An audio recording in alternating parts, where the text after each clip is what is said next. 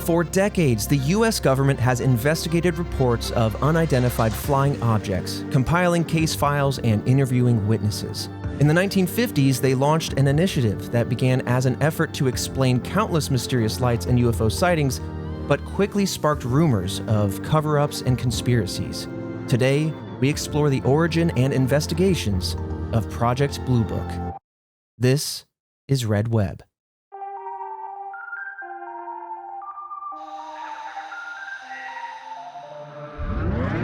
Welcome back, Task Force, to another episode of Red Web, the podcast all about unsolved mysteries, true crime, and the supernatural. I am your resident mystery enthusiast, Trevor Collins, and joining me hearing about this initiative, this project, perhaps for the very first time, Alfredo Diaz. Terrifying. Makes you think of how many other projects do we not know? True. That have yet to come to light. Do you know what I'm saying? We're looking in the past, but you know they've got some projects cooked up right now that we are unaware of. Red Web 2099, is going to cover Project Red Web. It's a thing. Blue Book, Red Web. And it's just like, I don't know. You just kind of have to have faith, unfortunately. Like, what else can you really do? True. Are you going to stop drinking the water? Stop using the water that's like filtered to your house? Go live out in the middle of nowhere and make a bunch of rain catchers. And some people do that. Yeah, they get off the grid. That's not me. That's not most of us. Yeah, you know what? I'll just take that mind control water and and I'll deal with it, Yeah. And I just won't see things you don't want me to see.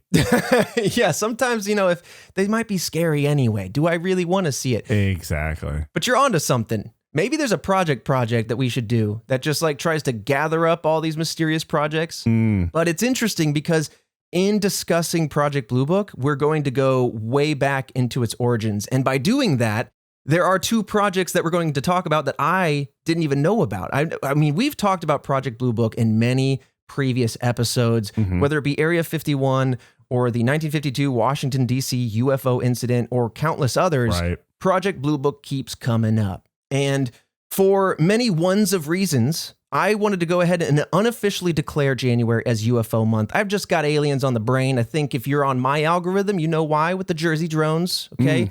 But because of that, there's just so many things happening right now. There's a lot. And I think a lot of it has to do with misinformation. A lot of it is not malicious, but it is ignorance. There's a lot of things that spread rapidly because the unknown is very interesting. That's why we do this podcast. But I also need to tamp down expectations because sometimes it's not just like aliens and interdimensional beings flying off the wall, all at the same time. It's a lot of people going, you hear about that one thing? Yeah, exactly. It's the water cooler chat of the internet. And everybody likes a little bit of like, that's cool. But because of this unofficial UFO month, we're doing a lot of things over at redwebpod.com, our Patreon page, to kind of lean into it. Last week, we did our Discord event where we reacted to various UFO videos submitted by the task force. We love a little debunkathon, but we also love a little bit of, I can't explain that. So lots of interesting videos to come out there. And then this week, we actually have a bonus, I'm going to almost call it a bonus episode of Red Web, where I want to actually take you deeper into the Jersey drone thing, explore some of the off-the-wall theories and some of the grounded theories, and just kind of crash course you on that. It's still developing, still lots going on. That's why it's not a proper full episode, but this is to kind of give some meat and potatoes to the supporting members over at Patreon. Again, redwebpod.com.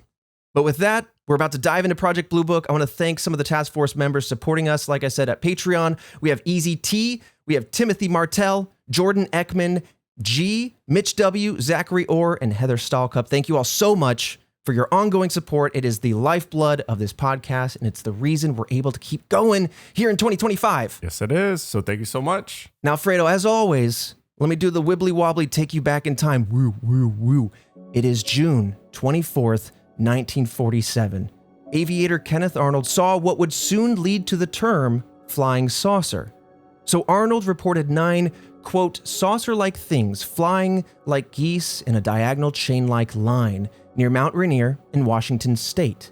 We take for granted this idea of UFOs, flying saucers, UAPs, but what's interesting is that not all that long ago, not even 80 years ago, the term was coined, flying saucer, We're going to talk about almost the evolution of this term in this episode. But Arnold's report was the first post-World War II UFO sighting and was widely regarded as the first incident that kicked off the UFO mania in the United States. A mania that I think we're still firmly in. Of course, it struck us in the 50s and 60s pretty well, but I think it's still living large with us. Yep.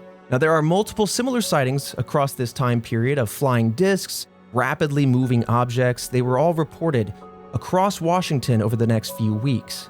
Now, Arnold's sighting is a major cornerstone in UFO history, and we've mentioned it in our episodes covering Area 51, the Men in Black, 1952's Washington, D.C. UFO incident, to name a few. Of course, it is the origin story, the genesis of a lot of pop culture alien stuff, which then incited a lot more seeing things, which then itself just spreads, right? It's just wild to me that like we're hundreds of episodes in and there's just so much more to cover. I know. This genre is just wild. There's so many. I didn't even think about it too. It's like, oh yeah, what was the first UFO regarded as first sighting? Or like who was the first person to coin it? And it's just like, oh yeah. There's more to uncover out there. Now let me ask you, I mean, obviously I just told you 1947, but if you didn't know that, and I were to ask you, when do you think UFO mania really kicked off? When do you think the first like cornerstone event of aliens visiting Earth in a flying saucer really kicked off? I feel like if like when it really caught fire, the term would probably be 70s, but when it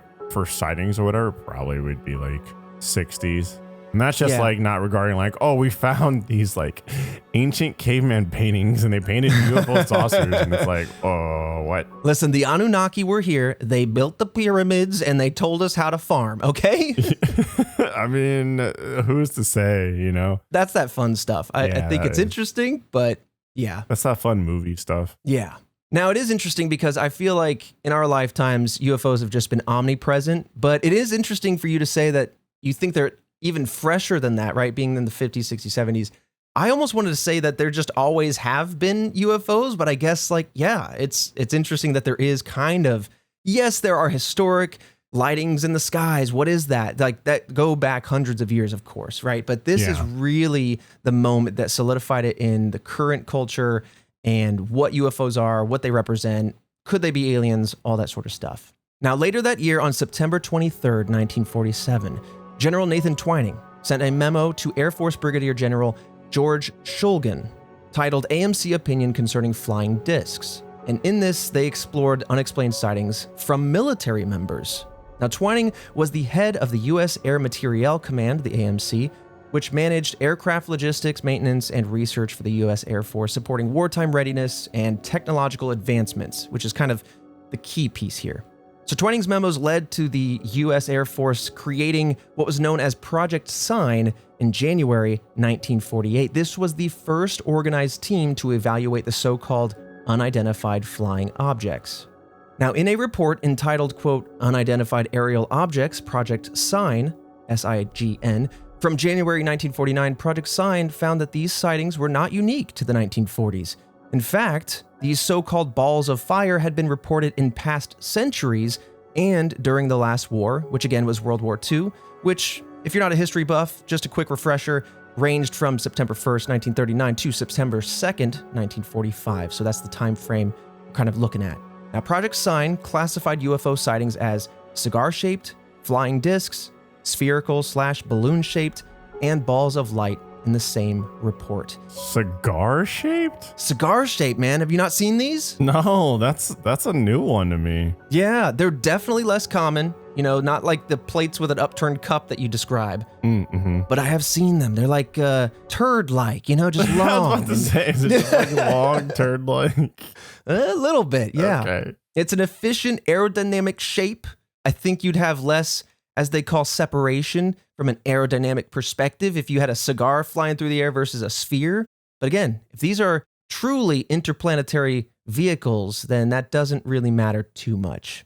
Now, many of these sightings admittedly had mundane explanations, things like astronomical events, weather balloons, planes, things of that nature. But despite this, per Project Sign, officials considered studying these sightings as, quote, necessary for military intelligence because each incident was unique. They felt that they could not truly rule out extraterrestrials. So after this, Project Sign was followed up by Project Grudge, Sign opened and closed, and then Grudge then opened. And it started 13 months later on February 1949. Now, this project continued collecting and evaluating UFO sightings, but its primary objective was to alleviate concerns from the public on these sightings, as well as determining if UFO sightings posed a threat to U.S. national security, especially because we're in that early Cold War era, especially if these were foreign technologies, right? They want to know, hey, do the Russians or the USSR, the Soviets, have these advanced planes that we need to know about? Because World War II, we saw tanks come online, we had a lot of new armaments happening, and so, yeah, everyone's a little on edge here. Yeah. I mean, they just pretty much just covered everything. Everything all-encompassing in terms of, like, what's that? Do we not know what that is? Like, then send it to that department. Right. I don't know what this is. Just give it to the boys in Grudge, you know? Yep. Grudge. That's such a hard name, too. I love it. It is a hardcore name, yeah. We went from, I couldn't really figure out if SIGN was an acronym. I don't think it is. And I couldn't get to the, etymology of it. Christian, I'm very curious. Producer Christian Man on the chair, if you can find an origin for that name. But Grudge, it just sounds like, instead of avenging, it's like, I'm going to have a grudge ahead of time. If you come in with an advanced plane, I'm already got a grudge with you. Really. I'm gonna look into it. Don't cross us because we're already pissed off. Exactly. So they released one report publicly. Now, this is where I want to pause for a second and reflect on the different levels of classification, because these are secret projects, both SIGN and Grudge. However, they both also played their hand a little bit and became publicly known by making statements on certain things, or releasing documents, or responding to things, or what have you. For instance, this report I'm going to talk about. And so because of that, the public did start to become aware of what was going on, and that will play into the conversation we're going to have in a little bit. So this report they released publicly, and this report discredited UFO reports, and this was in August of 1949. Here it is kind of verbatim. Quote, A, there is no evidence that objects reported upon are the result of an advanced scientific foreign development, and therefore they constitute no direct threat to national security. In the view of this, it is recommended that the investigation and study of reports of unidentified flying objects be reduced in scope.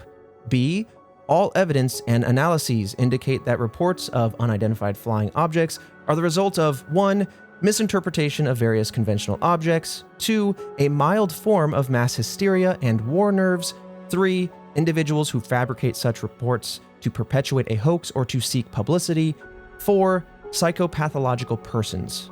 End quote. Honestly, very comprehensive on their reasoning here. I feel like this genuinely explains 99+% of what is seen. Yeah. I mean, that's what you have to do, though. You have to have like an umbrella term, because otherwise you're sitting here answering. I mean, they're already going to have to answer a million little tiny questions. They're not necessarily answer, but there will be a million little tiny questions. So you kind of have to be general about it. Right. Because, I mean, there's just so many things to cover. There are so many things to cover, so many unknowns. And I think they learned through Project SIGN that a lot of these things will bog down.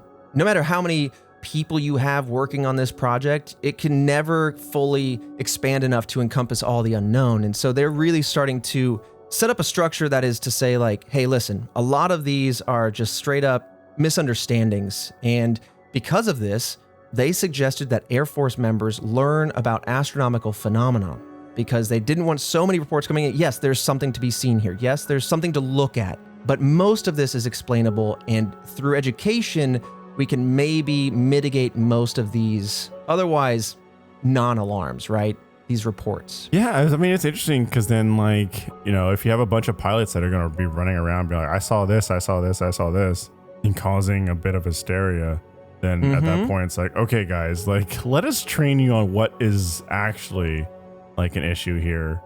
As opposed to everyone just freaking out on everything. Right, because you're pilots, and you've potentially at this time been to the war, you've seen a lot of enemy aircraft, you've seen a lot of aircraft in general, and so the general public is going to think this person is well informed, they know what should be flying and isn't flying, they know what shape should be up there and not up there.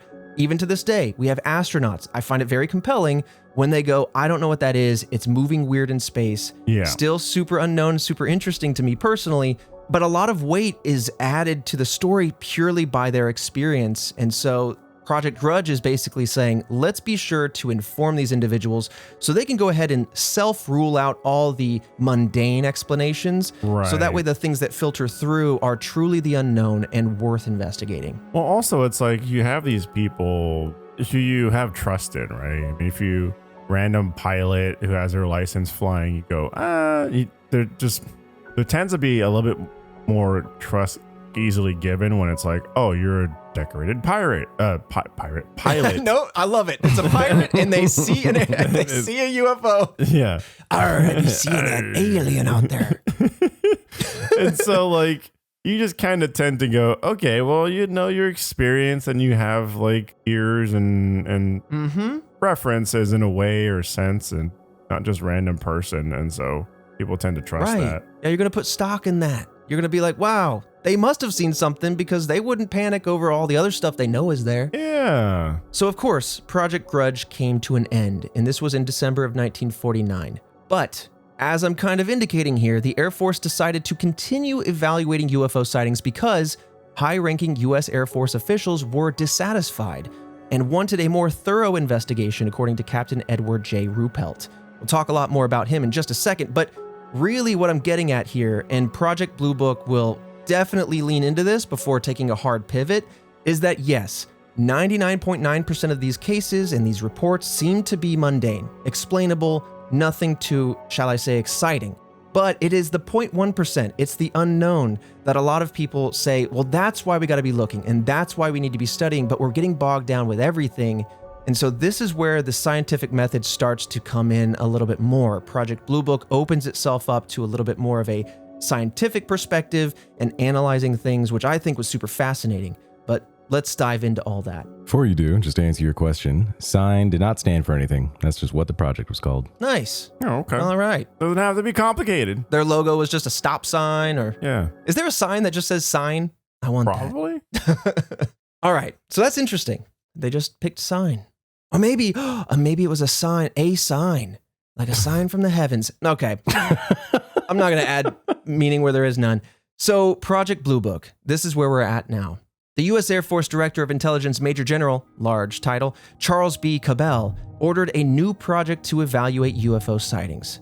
This time, the project would be a little bit more public-facing from the get-go, because existing official interest by the government and military seemed to legitimize the public's fears of UFOs. Again, Grudge and Sign had some public displays of reports and things of that nature in hopes of elucidating individuals of what was going on to say, hey, don't worry, there aren't major concerns. This isn't the Soviets. This isn't a war effort. But instead, what it did was start sprouting up more sightings, and these sightings were kind of contagious. And so, well, my neighbor saw something, so now I'm looking up, and I have a misunderstanding, so now I'm seeing something. And again, this is why I wanted to cover this episode, is because Project Blue Book is mentioned every time there is some sort of UFO thing happening. Right now, it's the Jersey drones. A few years ago, it was the Colorado drones.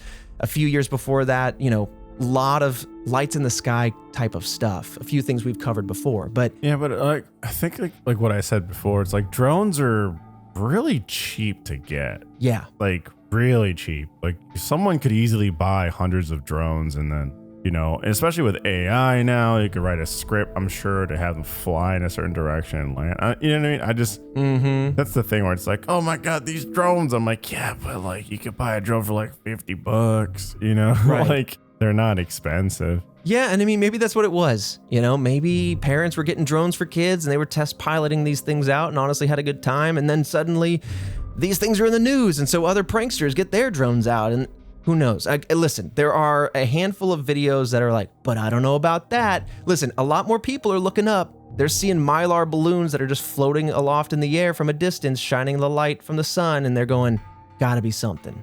Yeah. I think most of these are just like what we're talking about here, 99% boring answers, but it's that sliver. It's that 0.01% that I'm like, or it could be.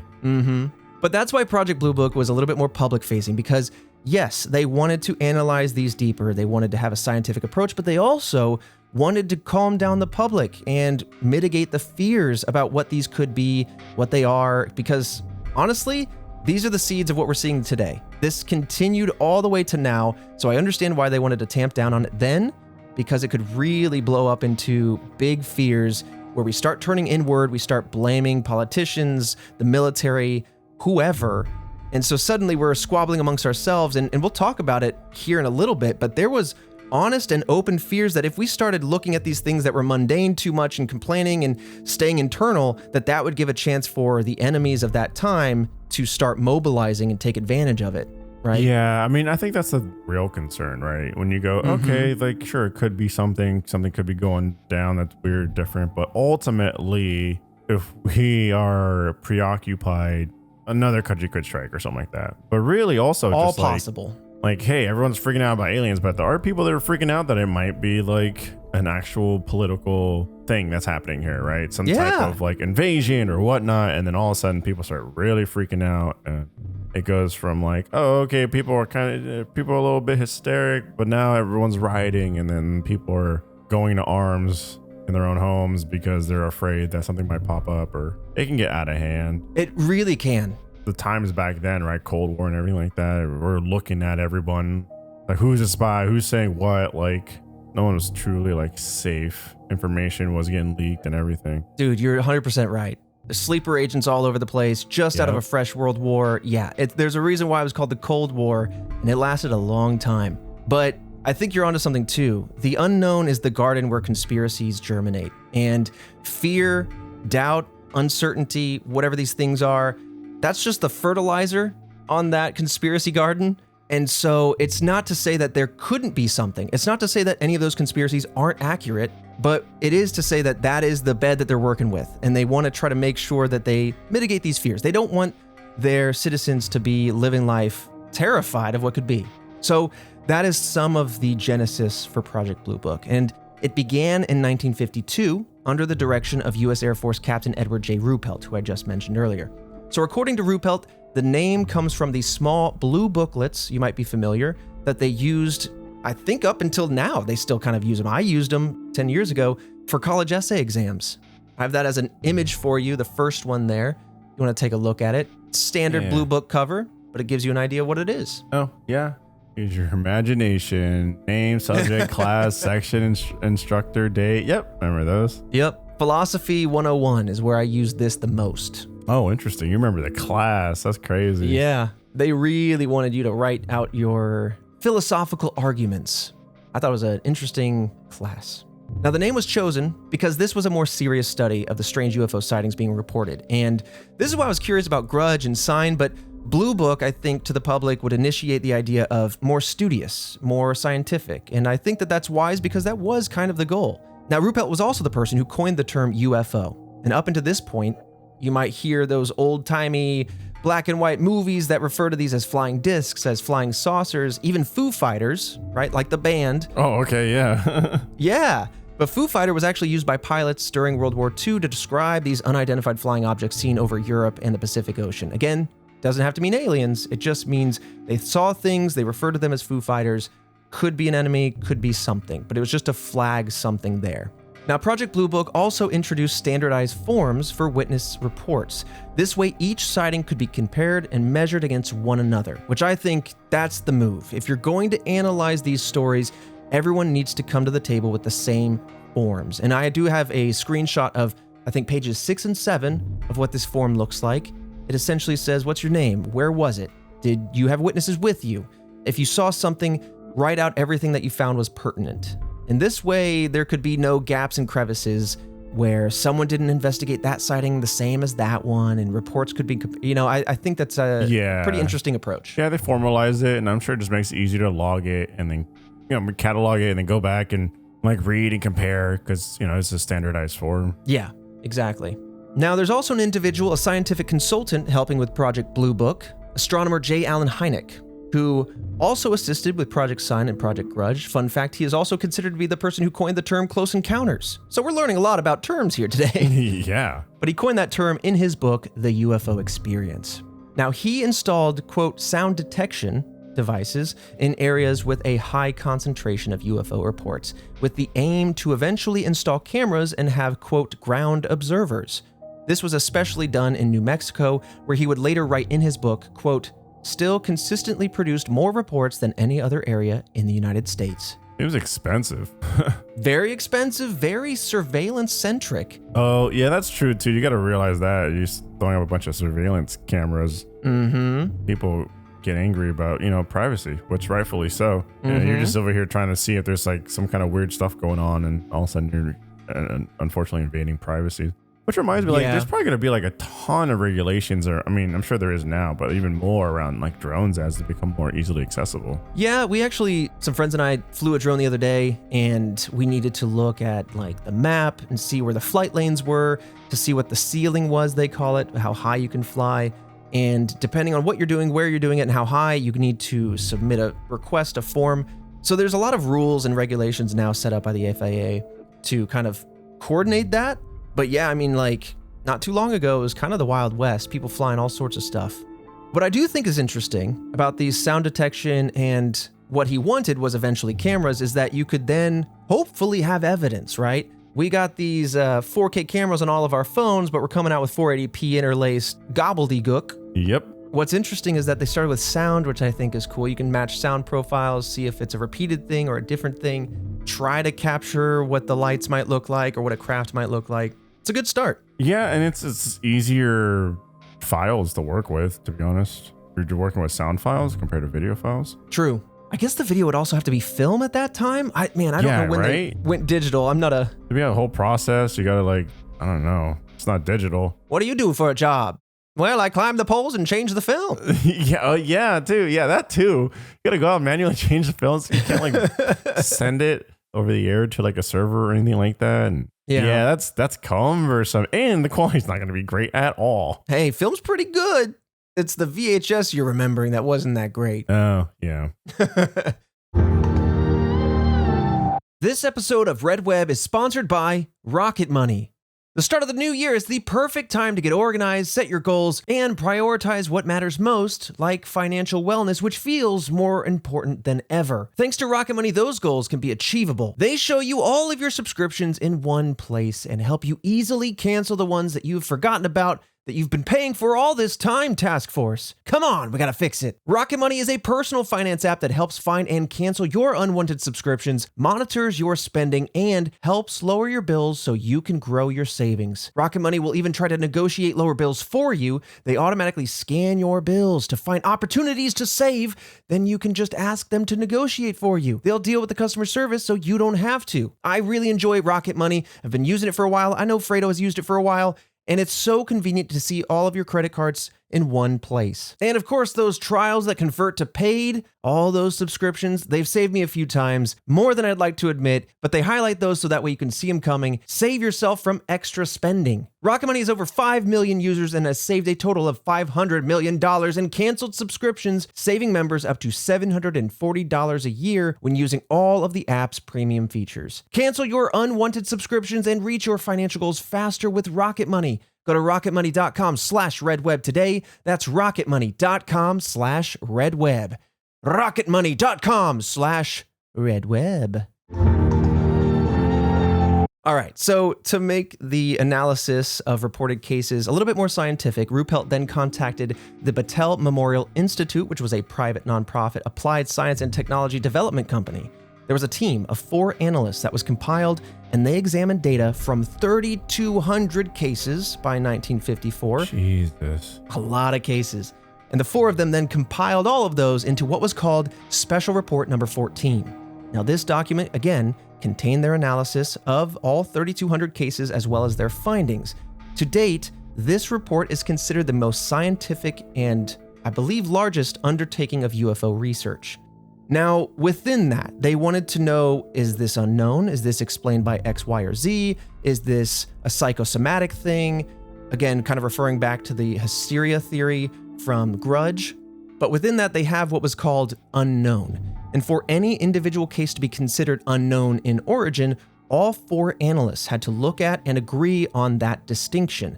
Across the 3,200 cases, now this spanned, I believe, 4 to 6 years, just roughly remembering, but across those 3,200 cases, 22% were considered unknown, i.e. they had no obvious answer. Oh, that's a lot more than I thought it'd be. It's pretty high, right? Well, I thought it'd be like there was 3 cases. Like, Jesus, that's so much. I think in subsequent years, it definitely started to get down into the single digits, and I think 3 is not unreasonable.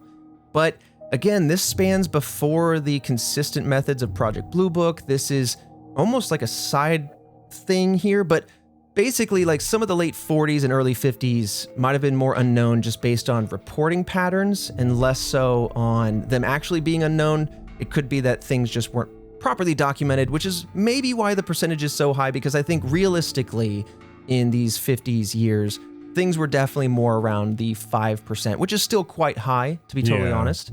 But it is worth mentioning that of these 3,200 cases, only 1.5% were considered, in their words, quote, crackpot cases. Basically, people just throwing it out there, making something up, going off the handrails with some wild, unsubstantiated claim. Yeah, you gotta that's just so many reports to weed through, and then I'm sure there's so many that are just like, this is obviously made up. There's people are just like, I too want to take part. And it's like, stop it. We're trying to actually figure some stuff out here. Yes, and I too. I love that. Excuse me, I saw something. Yeah, and it's like, did you? Yes. It's like, oh, all right, God, here's Steven again. Put that one into the pile. Wait a minute, I've seen this name before. He's got 78 eyewitness reports across 28 countries. God. He's an habitual reporter and just keeps submitting. Every Sunday he calls in. All right, so what's interesting about this report is that cases were organized by quality. I love that. I love that they're actually taking an approach and saying, listen, let's be as unbiased as possible and qualify these by quality. You know, how much detail, how many witnesses they had, what kind of evidence was available, and what kind of descriptions do they have, and do those then overlap and match with other things?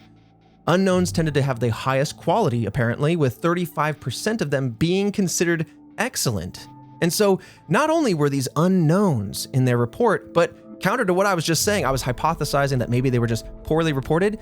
35% of the 22%, these unknowns, were apparently high quality reports. Oh. And so that kind of raises an eyebrow. It does, but it also, I guess, kind of makes sense because the high quality reports would have more evidence or just a better written out report in general. Yeah, that's true. So it kind of feeds into itself a little bit. Yeah. So this data overall, it was up until 1954, but it wasn't released to the public until 1955. But again, it did go to the public. And now this is where I kind of indicated we have 2 parallel stories happening. We have the Battelle Memorial Institute investigation, this special report number 14, initiated by Ruppelt. That's going down. But I'm going to walk back in time a little bit to 1952, in fact, the Washington, D.C. UFO incident. By the way, we did a whole episode on the Washington, D.C. UFO incident. So before I kind of move on, I just want to do a little crash course in case you don't remember, but please go listen to that whole episode because it was pretty wild. But there were unexplained lights for about a month, maybe a month and a half in the summer of 1952, and there were radar blips actually being detected over the White House. So not just lights, but actual radar blips in the same location, which made a lot of people, especially in the U.S. Air Force, going, hey, there might be something here. Yeah, I don't like that. Yeah, it's pretty weird. But also referring to the U.S. Air Force, they then blamed these sightings on what they called temperature inversions, which we explained more in that episode. But basically, it's like this astronomical event, this atmospheric event that can create a pocket of hot and cold air, which does actually register on a radar. And maybe that just coincided with these lights at the same time, maybe something like a star or a planet. But either way, the public saw this go down. And pilots, air traffic controllers, a lot of people saw this happening, and they remained unconvinced by the conventional and mundane explanations. And so because of that, coming back now to the CIA, they reached out to H.P. Robertson to create a scientific committee for a response. This would be called the Robertson Panel. And again, to reiterate, it ran parallel but separate to the Battelle Memorial Institute study that resulted in the special report number 14. Oh, okay. Yeah. So it just happens to be kind of coinciding, but this is, I believe, all within the confines of Project Blue Book, or at least Robertson will become part of Project Blue Book, which is why it's all important. But yeah, Robertson's a very interesting individual, but he was chosen for the response committee due to his time in the Defense Department's Weapons Systems Evaluation Group, which to me makes a lot of sense. He's out here analyzing new and emerging technologies, especially weapons, to see what they might be. Now, at the end of the 4 days of meeting in January of 1953, the Robertson panel released a report on their findings. This panel found that most of the sightings were, quote, poorly documented, explainable, or simply, quote, false, end quote, and that the reports could overload military personnel and distract them from actual threats, something we kind of talked about before. Yes. But their open and honest concern was that the USSR might take advantage of this UFO mania, even if it wasn't malicious in intent. Maybe it's just people panicking and wanting answers. Either way, they're like, listen, we got to stop this. It's mundane. These are poorly documented. There's nothing to see here. The USSR could attack us because of this. Well, the thing is, like, it goes both ways, right? It absolutely does. If you focus on it too much, and then all of a sudden, like, you're preoccupied. If you don't focus on it enough, then, you know, the USSR could be like, okay, let's just try and fit into that category that they're not paying attention to. Absolutely. And so you're just kind of screwed either way. You kind of just hoping that win. You have enough eyes and you're covered. Yeah. And again, to kind of come back to the drone thing now, it's like damned if you do, damned if you don't. The military, the government, whoever, they don't say a whole lot. And so people go, they're covering it up. But then if they do say some stuff, they go, they're lying. They're covering it up, you know? And so there really isn't anything you can do. They're doomed either way. Yeah. And that's where I come back to the conspiracy garden of the unknown. It's just, there will always be an answer to fill the unknown. And sometimes conspiracy theories just like, they're like whack-a-mole. Or maybe you pluck one and three come up, you know? And so I always sit back and go, man, I don't envy that position, but what do you want them to do? Declassify things prematurely so our enemies abroad can know? Or do you want to like trust that they know what they're doing and that they have our best interest in mind? Or do they? Like, there's no winning.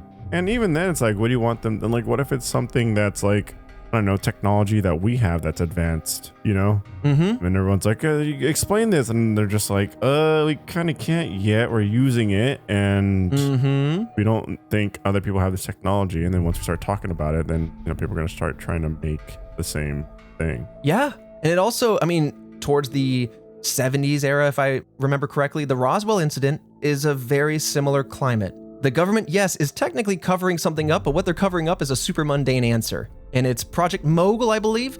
Basically high altitude balloons that are listening for nuke launches. That's all they're doing. But it crashes down and they go, well, we can't tell our citizens that because we don't want the Soviet Russia to know. We don't want them to know.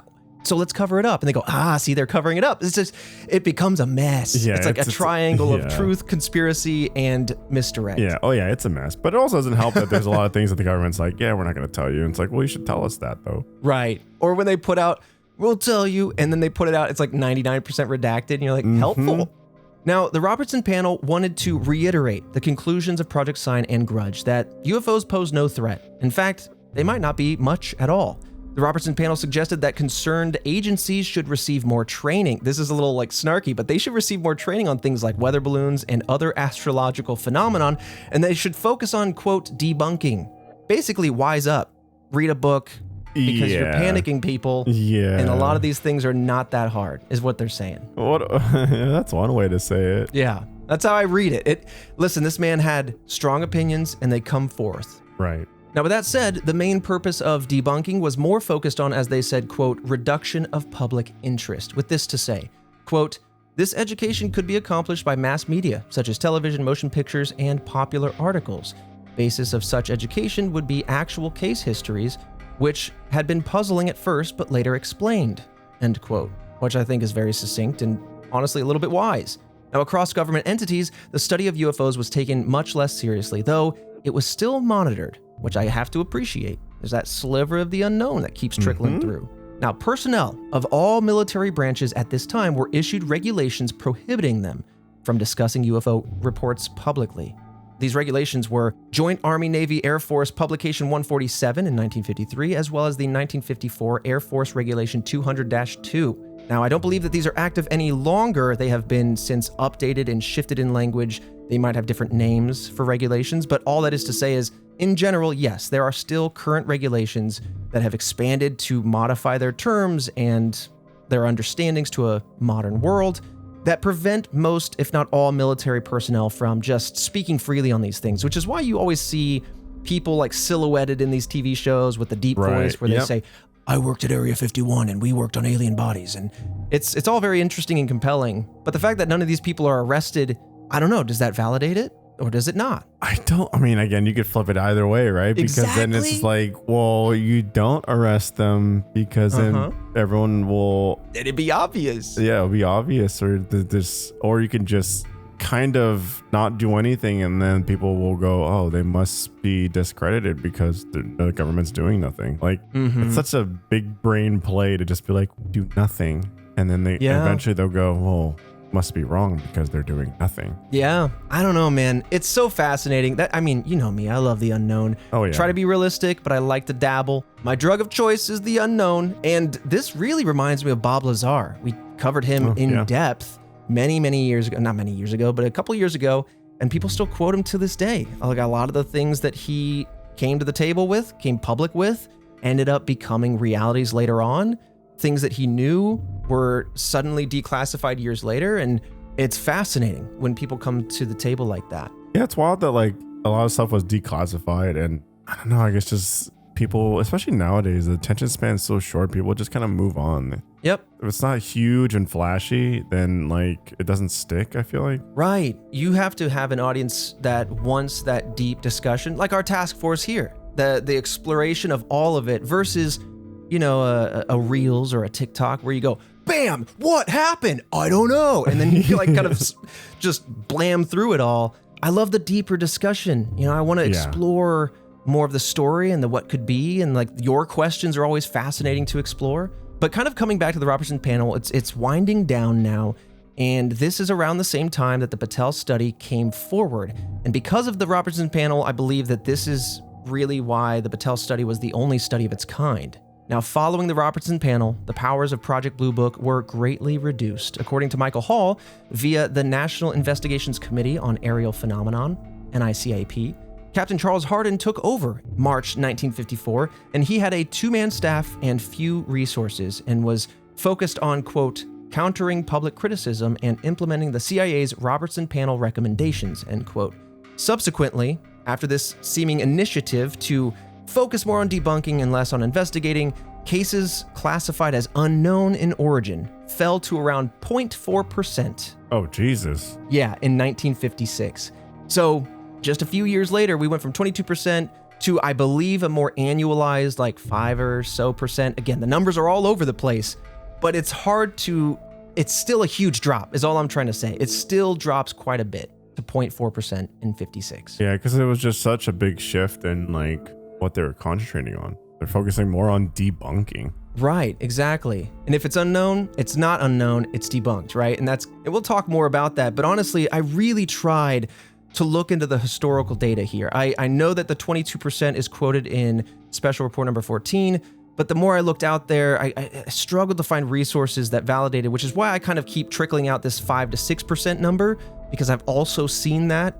Suffice to say, like I said, it is a huge drop off. Now, Ruppelt was reassigned in 1953. This is, again, jumping back a few years, but the following Project Blue Book heads, Captains Hardin and Gregory, were then even less interested in UFOs. By 1958, Captain Friend took over and made attempts to reverse the effects of apathetic heads. However, he then faced funding issues, which would then obviously hamper their investigations, and larger changes would not occur until Major Hector Quintanilla became head of the project in August of 1963.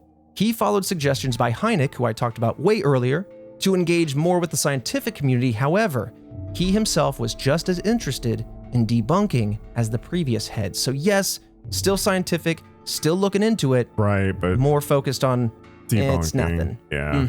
Yeah. Which, I mean, in all honesty, is probably what majority of it is anyways. Sure. Yeah. You know? I'd like to think that they come in without a bias. You don't want somebody coming in going, I'm going to prove it's UFOs. Yeah. Or I'm going to prove that it's nothing, because that always slants the results. But either way, I mean, it still left plenty of room for conspiracy to thrive. And despite all these attempts to debunk UFO sightings and lessen the public's interest, sightings actually increased over time. So they're saying, sure, yes, the unknown's greatly diminished, but sightings and interest in the public rapidly grew. I feel like, I mean, depending on the time frame of the year at this point, like, I mean, UFOs did become pretty like mainstream. You know, you got movies and people wanting to, you know, Area 51 becoming more of a thing. Day the Earth Stood Still, War of the Worlds, all these kind of things hitting pop culture all the way up to now with Guardians of the Galaxy. You know, I don't know what this is, but I don't believe a Kansas man's going to be flying around with a raccoon, okay, and a tree. You don't think he's a celestial? You don't think we got humans that are part celestial on this planet? Okay, fine. It's real. It's real. Okay, maybe. Maybe someone came down and then, you know, made some love to a human and then celestials. What's going on in Kansas that people get ripped up out of Kansas and become like otherworldly? You know, you got Wizard of Oz. Because there's just less people, like less density in terms of like cities and towns or something. I guess so. I don't know. They got good barbecue in Kansas City. I'll let you guys fight it out in the Discord channel, though. Is it the Missouri side or the Kansas side? I still don't know. Okay, more serious. Back at it. In 1965, Hynek recommended that Project Blue Book be reevaluated, particularly by scientists without any involvement in the military, this time trying to pull it back into the more scientific community and less military-centric. The University of Colorado was chosen, and physicist Edward Condon agreed to lead this study. By 1968, the Condon Committee released its findings. Quote, "Our general conclusion is that nothing has come to the study of UFOs in the past 21 years that has added to the scientific knowledge. Careful consideration of the record as it is available to us leads to conclude that further extensive study of UFOs probably cannot be justified in the expectation that science will be advanced thereby." End quote. So they're essentially saying that after 21 years of UFO research, they haven't provided anything of substance to the scientific community, and therefore they argued against the government UFO study. Though, again, you still have that sliver of the unknown, which is why a lot of people still want to continue looking. And, you know, you have other government agencies and scientists alike who say, quote, ought to be willing to consider UFO research proposals on an open-minded, unprejudiced basis. Each individual case ought to be carefully considered in its own merit, end quote. Which I think is fair. That's a fair scientific thing to say. Yeah, it is. It's just a lot of time and dedication, which will most likely turn up nothing, right? There's always a chance, but like you dedicate time, resources, all that on like there's a chance. Yeah, and I think that was heard loud and clear because based on the Condon Committee's findings, Project Blue Book was officially ended. The U.S. Air Force Secretary stated that the project, quote, cannot be justified either on the grounds of national security or in the interest of science, end quote.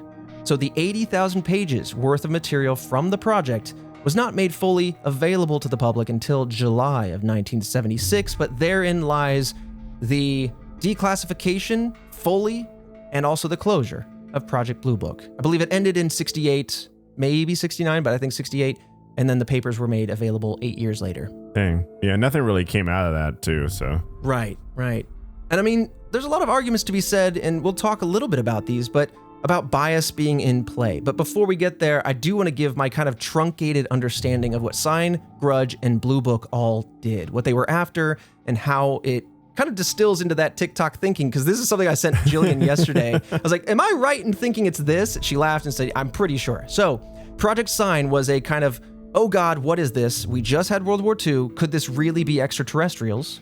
Project Grudge, 13 months later, is, oh, okay, it's likely not aliens, but let's hope it isn't the USSR with advanced technology. People are already starting to panic, and that's also bad. Right. And then Project Blue Book, we're still not sure, but now we have tons of massive reports and people are freaking out. It's very likely it's nothing, so please, everybody, just calm down. How do we get everyone to calm down? And that's the end. Yeah, I mean, the truncated version for sure.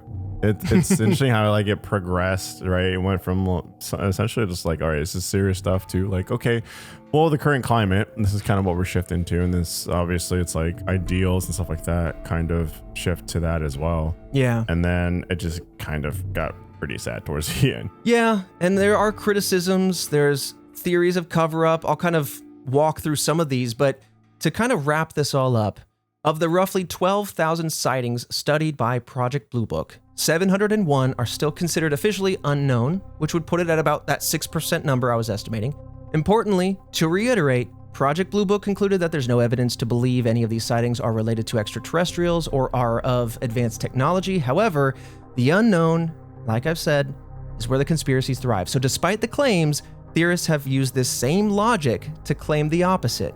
There's no evidence that it isn't extraterrestrials, right? The 1952 DC UFO incident is one of those just infamous unknown cases. It's still considered unknown. Yeah, I mean, but then it always could be, you know. Oh, it always could be, yes. It's a hard world to live in. Like, well, it could be.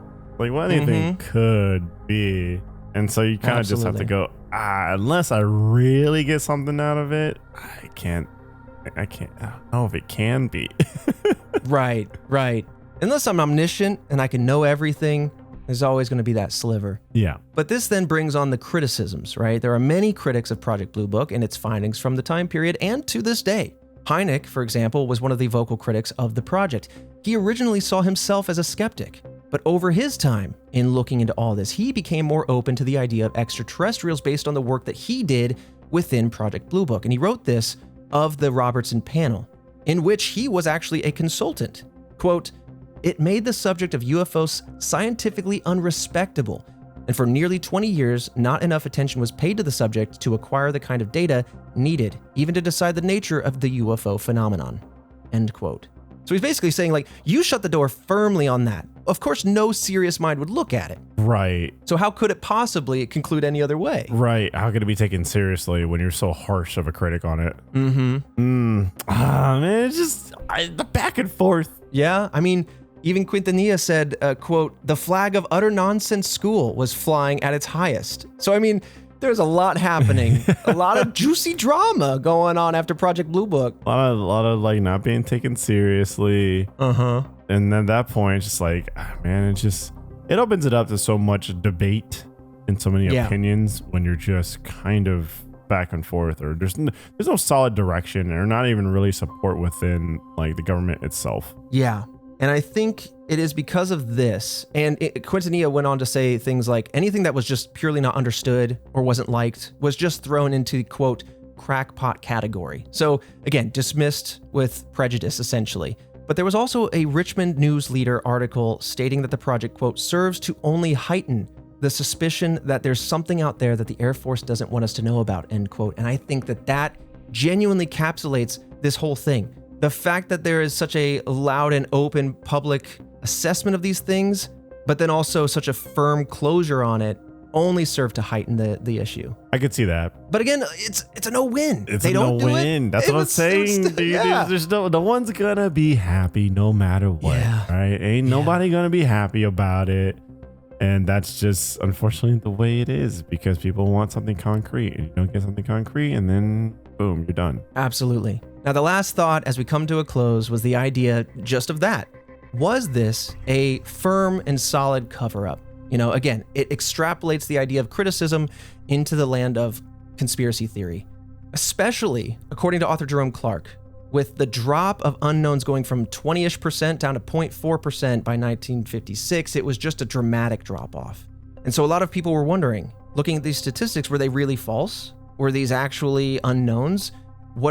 There's a slant here, and either this is bias, or either we're either entering the territory of truth, of actually investigating these and coming up with answers, right? Because unknowns, we hope to find answers someday, and sometimes, a lot of times, those answers are going to be, oh, it was mundane. Or, and the idea of a cover-up, was it an intentional thing to hire the Robertson panel, who got to pick scientists that would represent all scientists, right? But he got to pick them. True. That he picked a biased group that would do what he said, that would result in the answers he wanted. Yeah, where they cherry picked. Yeah. Exactly. To say, look, it was scientific, but also be like, we closed the door, but we're covering something up. I don't know. Again, of course, you could go off the rails, and it's a little hair pulling. The idea of a cover up will always be there. I think that there's some things to genuinely consider, like biases in play. But I want to end on a few notes here. According to historian and UFOologist David M. Jacobs, during Captain Gregory's era, quote, Project Blue Book extended the probable category to include sightings that represented no data to indicate the object could have been an aircraft, balloon, and so forth. If a witness used words like jet-like, balloon-like, or meteor-like, Blue Book staff identified the object as jet, balloon, or meteor, end quote. Basically saying they widely increased the probable category and decreased the unknown category. Yeah. And whether you take that as an act of cover-up or not, it can be argued to this day that Project Blue Book does not appear to have been an earnest and genuine effort to understand UFOs by many. Hence, the ever-present idea of cover-up. Yeah. it very much got that way, right? Mm-hmm. I don't know if you like blanket statements say like they just never wanted to or never did. Right. I probably wouldn't say that, but I can see why people fall into that camp. Yeah, I mean, kind of remember like the last bits. You know what I mean? You don't remember it, you less remember it as a whole, but still, it's just kind of just like, I mean, it didn't feel like it started off that way. Definitely harshly veered that way. Mm-hmm. It ended with a high and a low, the most substantial report of UFO investigations ever, and the hardest hammer of kill this thing I've ever seen. You know what I mean? Like, yeah. And so it's, there's a lot in play here. There's a lot of reason maybe to be cynical, but either way, it's such a fascinating thing to look at because, again, I didn't know anything about Project Sign or Grudge. I love the historical context that we're operating in because it's easy to look back and be like, Project Blue Book, we're looking at UFOs, it's a cover-up, etc. But it really is important to look at the context that this project developed in and how heightened the world was, right? How increasingly advanced we were getting. We hadn't walked on the moon yet, but man, we were starting to crawl. We were moving. Yeah, we're starting to move, and then eventually that turned into like a race. Yeah, yep, exactly. And it's funny looking back at that. We're just like, we gotta get there first. Like, did it really matter? In fact, just looking at a quick Google search, Googling, the first jet aircraft was August 27, 1939. So UFOs kind of came alongside jet aircraft. And I've said this a lot. I think a lot of UFO sightings are yet to be declassified aircraft. And a lot of people kind of come at me and say, yeah, but planes can't move like this, that, or the other. And I'm like, not that we know yet. Not that we know of yet. I mean, I don't know, but it's fair. It's fair. Yeah, no, it's fair, but I mean, again, it's unknown by definition. Not that we know of, right? And I'm sure they're making an active effort too. Sure, yeah. It's just, I don't know, man. The unknown is so fascinating. As always, that's just how I end the episode because, like, yes, I feel like we have some answers here, but it was such an interesting exploration of something so tangential to the unknown, which is mysterious lights and incidents, the war on Los Angeles where we fired at the sky because we thought lights were coming in, like being invaded. It's wild. Yeah. It's wild, which is why I kind of, like I said, I wanted to lean into it. So Task Force, if you want to support us directly, you can do that at redwebpod.com. There you'll find the podcast ad-free, our exclusive show, Movie Club, where Fredo hosts and we talk about scary movies from classic to crap. Yeah, this month, we hit some bangers with Don't Look Under the Bed, Disney Channel original movie. Disney, bet you didn't expect that one. And a movie that genuinely got me to start a Letterboxd, which is Memories of Murder. Ooh, another beautiful and fantastic pick by Jillian, who walks us through that plot. But man, lots to come. We have that bonus video coming out this week. Our Discord event was last week. We're going to post that recording sometime in the coming weeks. Lots to chew on over there at the Patreon page. But with that said, Fredo, this has been a pleasure. Any last thoughts on aliens before we leave? One day. But I don't know if it's necessarily good for us, but one day. Is it weird that I thought one day we'll be able to marry aliens, or was it just more like one day they'll show up? Oh, I bet you're first in line. I volunteer tribute. Well, we're not asking for tribute. I sell tribute. This is the weirdest meme I've got going. Fredo, thank you so much. Task Force, thank you. You have already been in this year listening to us, but this is Fredo and I and Christian's first time back here recording in 2025, and I'm so grateful to have everybody here. But with that, Fredo, I'll see you next week for yet another mystery.